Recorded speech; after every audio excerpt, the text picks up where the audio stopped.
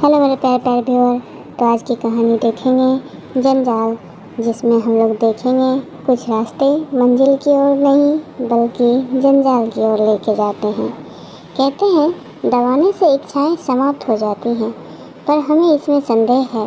संभव है कुछ मामलों में ऐसा होता होगा, लेकिन प्रायः सहनशीलता बंद हवा की तरह आंधी की पूर्व पीठिका हुआ करती है। पार्वती को अपने पति के साथ रहते हुए 5 साल से ज़्यादा हो गए, लेकिन उसने कभी उनसे कोई फरमाइश नहीं की। कभी वो दबी जवान से या परोक्ष रूप से किसी गहने या कपड़े की चर्चा करते तो सुरेंद्र नाथ अत्यंत बेबसी के साथ कहते, मेरी आमदनी और खर्च का हिसाब तुम्हारे हाथ में है। यदि इसमें कोई गुंजाइश दिखाई दे तो जो चाहे बनवा लो। इससे अधिक प्रसन्नता की बात मेरे लिए क्या होगी कि तुम्हें गहनों में सजी देखूं। यह उत्तर सुनकर पार्वती सिर झुका लेती और सोचती कि मैं सारी उम्र यूं ही नंगी बुच्ची बनी बैठी रहूँगी। कभी सोचती थी यह खर्च ना करूं, इस मद में कमी करूं, लेकिन चूल कभी ठीक नहीं बैठती थी। उसके पास पहले से भी कुछ गहने थे, लेकिन वह उन्हें भी नहीं पहनती थी। त्योहार या उत्सव में भी वह प्रायः सादी साड़ी पहनकर ही रह जाती थी। वह अपनी मेहरी और पड़ोसनों को दिखाना चाहती थी कि उसे गहनों की भूख नहीं है, लेकिन यह इस समय अपने दुर्भाग्य और पति की निर्धनता की घोषणा थी। उसे रह रह कर विचार आता कि मेरे लिए सुरेंद्र जितना कुछ कर सकते हैं उतना नहीं करते। वह मेरी अनापत्ति और सीधेपन का नाजायज़ फ़ायदा उठाते हैं। निराश होकर वह कभी कभी सुरेंद्र से झगड़ा करना चाहती, मुँह फेर कर बात नहीं करती, उसे सुना सुना कर अपने भाग्य को कोसती। सुरेंद्र समझ जाते इस समय हवा का रुख बदला हुआ है, बचकर निकल जाते। कभी कभी गंगा स्नान या किसी मेले से लौटकर पार्वती पर गहनों का उन्माद सा छा जाता था। वह संकल्प करती कि एक बार मन की भड़ास निकाल लूं, जो 200-400 रुपये बचे हुए हैं उनकी कोई चीज़ बनवा लूं, कल की चिंता में कहाँ तक मरूं। लेकिन एक क्षण में उसका यह उन्माद उड़न छू हो जाता। यहाँ तक कि लगातार सहन करने के कारण उसके सजने संवरने की शौक की इच्छाएं मारकर मन के कोने में पड़ी रहती थी। मगर आज 5 साल के बाद यह इच्छा जागृत हुई। इसमें बेचैनी नहीं, लेकिन बेचैनी से भी ज़्यादा दुखदाई उदासी है। पार्वती के छोटे भाई की शादी होने वाली है। उसके मायके से बुलावा आया है। इस समारोह में भाग लेना जरूरी है, गहनों का पहनना भी जरूरी है। पर इस अवसर पर भी सुरेंद्र अपनी व्यवस्था का बहाना न कर सके। इस समय यह उपाय भी सफल होता दिखाई नहीं दिया। शाम के समय सुरेंद्र बाहर से लपकते हुए आए। उनका चेहरा चमक रहा था। उन्होंने पार्वती के हाथ में एक पोटली रख दी। पार्वती ने खोल कर देखा तो पोटली में एक जराऊ कंगन, एक चंद्रहार और झुमके दिखाई दिए। पार्वती कुछ सहम सी गई। उसे सपने में भी उम्मीद नहीं थी कि सुरेंद्र उसके लिए इतनी और ऐसी कीमती चीज़ें लाएगा। खुशी के बदले एक व्याकुलता, एक भय का अनुभव हुआ।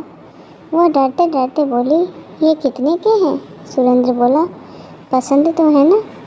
पार्वती बोली, पहले दाम तो बताओ। सुरेंद्र बोला, 400। पार्वती बोली, सच? सुरेंद्र बोला, मेरे पास और रुपए कहाँ थे? पार्वती बोली, उधार तो नहीं लेने पड़े? सुरेंद्र बोला, नहीं, उधार क्या लेना। पार्वती बोली, तब पसंद है। सुरेंद्र ने वास्तविकता छिपाना चाहा, लेकिन अपनी विशाल हृदय का बखान किए बिना न रह सका। सोचा कि इन्हें क्या पता चलेगा कि इनके लिए इस समय कितने बोझ के नीचे दबा जा रहा हूँ। बोले, सच सच बता दो, 1200 के हैं गहने। पार्वती ने पति को तिरस्कार की दृष्टि से देखते हुए कहा, तो इतनी चीज़ें लाने की क्या जरूरत थी? दानवीर जैसी लापरवाही के साथ सुरेंद्र बोले, एक मुद्दत के बाद जब जेवर बनवाने लगा तो कंजूसी करने बैठता क्या?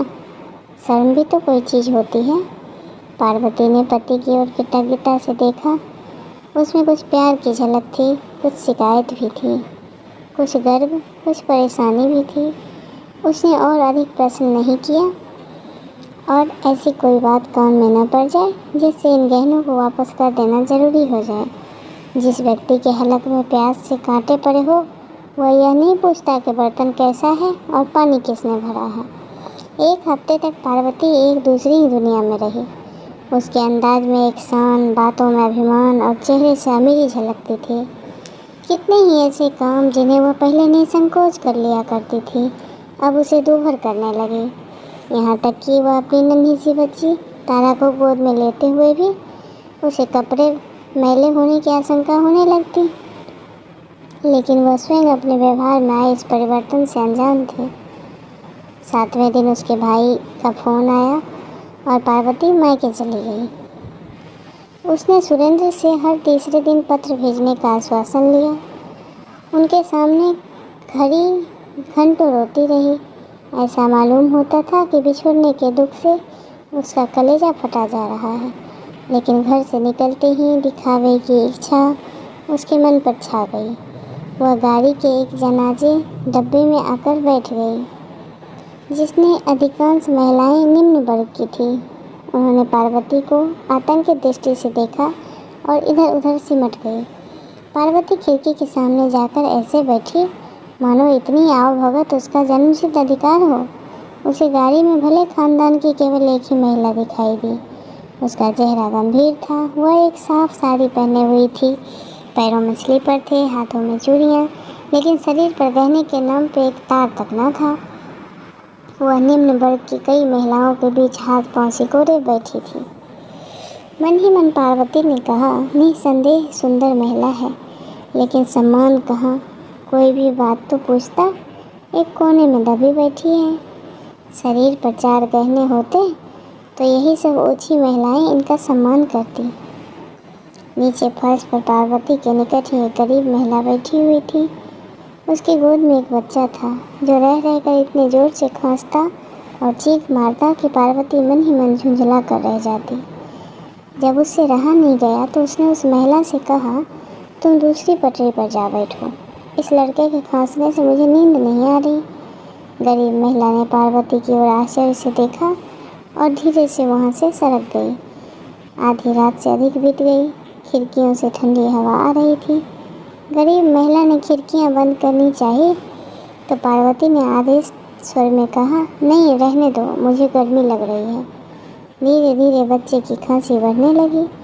कुछ देर तक तो वह चिल्लाता रहा, फिर उसका गला पड़ गया।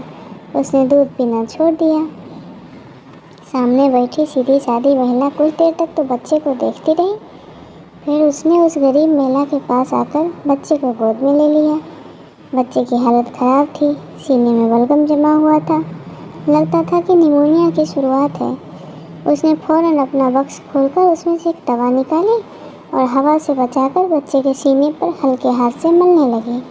फिर दूसरी शीशी से एक चम्मच दवा निकालकर बच्चे को पिलाई। गाड़ी की सब महिलाएं आकर बच्चे के निकट खड़ी हो गई। निरंतर 1 घंटा तेल मालिश करने के बाद उस भली महिला ने अपने बक्से में एक फनालेन का टुकड़ा निकालकर बच्चे के सीने पर बांध दिया और बच्चा सो गया। वह रात के 3 बजे तक बच्चे को गोद में लिए 1-1 घंटे पर दवा पिलाती रही। बच्चे ने दूध पीना शुरू किया। उसके गले की घबराहट रुक गई और वह मौत के फंदे से निकल आया। बच्चे की माँ अपनी उस उपकारिणी के पांव पर गिर पड़ी और रो रो कर उसे धन्यवाद देने लगी। इलाहाबाद में पार्वती और सीधी सादी महिला दोनों उतरी। पार्वती का भाई आकर कूलियों को पुकारने लगा। जब कोई कूली न आया तो पार्वती ही अपने संदूक, बिस्तर आदि उतार उतार कर भाई को देने लगी। उसकी रेशमी जैकेट सिरक गई। उधर उस गंभीर सीधी सादी महिला ने जैसे ही अपना बिस्तर उठाया तो लपक कर एक महिला ने उसके हाथों से बिस्तर ले लिया। दूसरी ने उसका संदूक उतार दिया। तीसरी ने उसका दवाओं का बक्सा उठाया और कई महिलाएं उसे धर्मशाला तक पहुंचाने आईं। बीमार बच्चे की माँ बार बार उसके आगे हाथ जोड़ती और पैरों पर गिरती। दूसरी महिलाएं भी उससे गले मिली। ऐसा लगता था मानो वह अपने आत्मीयता से बिछुड़ रही हो। लेकिन किसी ने पार्वती की बात भी नहीं पूछी। उसके जाने से सब महिलाओं को सच्ची खुशी हुई, मानो सिर से एक बला ही टल गई। अब उन्हें जरा कमर सीधी करने की जगह तो मिलेगी। बीमार बच्चे की माँ ने तो उसे घृणा की दृष्टि से देखा और मन ही मन उसे जी भरकर कोसा। पार्वती ने मन में कहा, इस सीधी सादी औरत ने तो अच्छा ही रंग जमा लिया। सभी महिलाएं अनचुरी बनी हुई हैं, मानो कोई मंत्र फूंक दिया हो।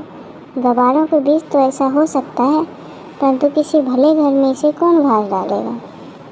पार्वती का मायका शहर से सटी एक ऐसी बस्ती में था जिसे न शहर कह सकते थे न देहात। वहाँ शहर की तो एक भी सुविधा नहीं थी, मगर देहात के सभी कष्ट मौजूद थे। न शहर की सड़कें, लालटेन, नलियाँ थी, न देहात का बिस्तर, हरियाली और हवा।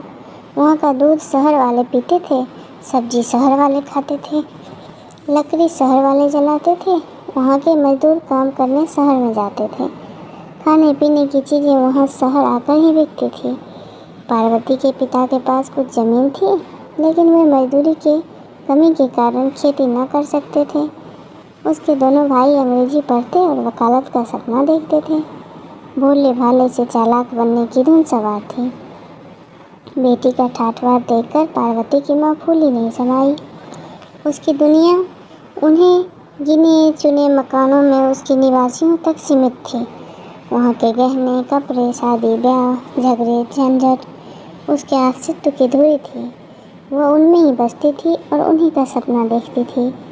मोहल्ले में किसी के घर बच्चा पैदा होना उसके लिए पनामा नहर के उद्घाटन से भी बड़ी घटना थी, और किसी घर में एक नए कंठे का बनना दिल्ली के निर्माण से कहीं अधिक शानदार। पार्वती को देखकर बाग बाग हो गई। उसे साथ लेकर पड़ोसिनों के घर गई। जो भी उसके कंगन और चंद्रहार को देखता लोटपोट हो जाता।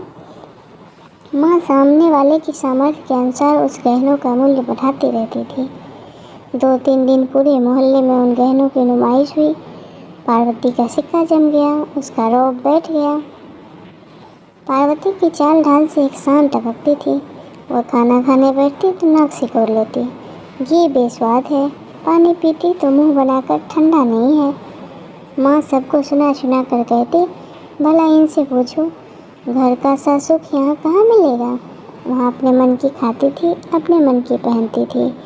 यहाँ गृहस्थी में तो मोटा महीन सब मिलेगा, मगर बेचारी में जरा भी ऐंठ नहीं है। वही पुराना स्वभाव है, वही अल्हड़पन।